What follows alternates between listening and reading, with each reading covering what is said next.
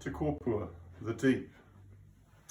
Have you ever been at a point in your life, a point of crisis, where you've been brought right to the edge, where the odds are stacked up against you and there's a sense of hopelessness? The only way out is to fight or to struggle with what's coming at you. That's what this painting's about, Te Kōpua, the deep. This is a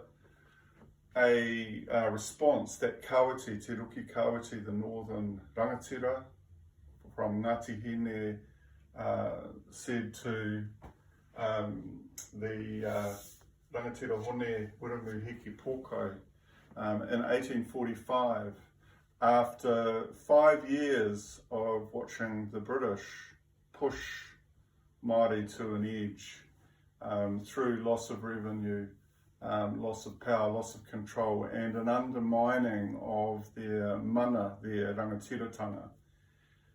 So, after the sacking of Curator in 1845, the British response was relatively swift, and there were battles that were fought in the north.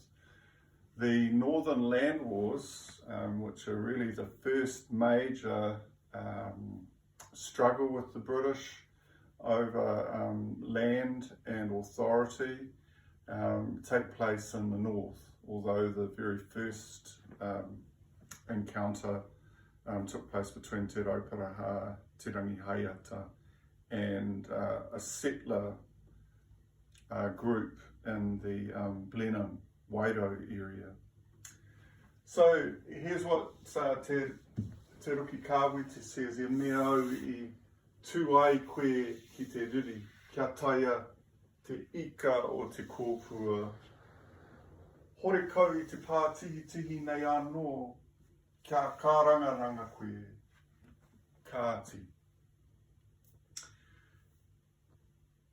I had thought that you would go out to the deep to fish,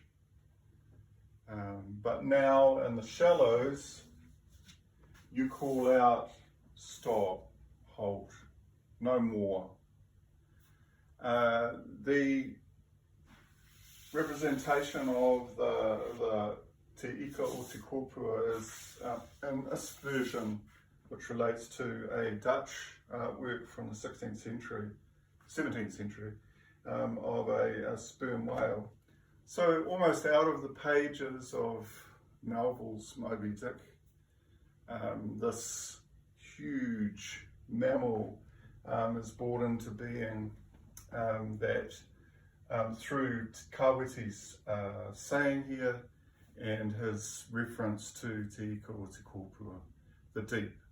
This is a moment where the northern peoples are being forced to come out to take on the British, who have responded. And these are references 99 backwards and 58 to the regiments that sacked, or one of those regiments was involved in the sacking of Otuihu, Pōmari's pa, and the British neutralised him as an ally for Kawiti. And here we have Kawiti on his own at Ruapika fighting the British, and Heke is wounded, so he only joins them later. But this is his phrase. I'd thought that you understood that if you take on the British, you take on that thing that's going to push you to the edge. You should be prepared to it. If you're going to take on the parawa, you need to be aware of its scale, its dominance, and really he's talking about imperialism, colonisation, and this force that Indigenous peoples all around the globe are having to grapple with, deal with, as they're forced into a position where they have to fight to maintain their culture, their way of life, their taha Māori in this case, and their resources, most importantly their lands. Te Kōpua, the deep.